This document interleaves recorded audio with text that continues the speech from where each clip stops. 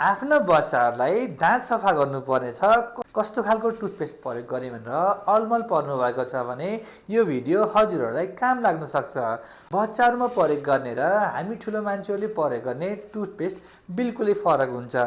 बच्चाहरूको दाँत आएको छैन भने त्यस्तो केसमा टुथपेस्ट प्रयोग गर्दाखेरि फ्लोराइड लेभल नभएको टुथपेस्ट प्रयोग गर्दा राम्रो मानिन्छ।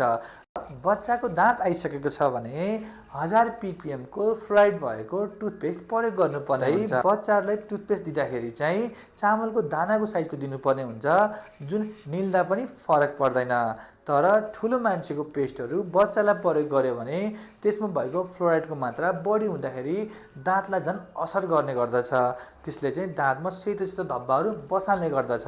र सबैभन्दा महत्त्वपूर्ण कुरा के छ भन्दाखेरि बच्चाको पेस्टमा भएको फ्लोराइड जुन लो लेभलमा हुने गर्दछ, त्यसले बच्चाको दाँतको इनामेललाई पनि बलियो गराउँछ र किरा लाग्नबाट पनि बचाउँछ। हजुरहरूले आफ्नो बच्चाको लागि कस्तो खालको पेस्ट प्रयोग गर्नुभएको छ कमेन्टमा राख्नुहोला। हस्, धन्यवाद, नमस्ते।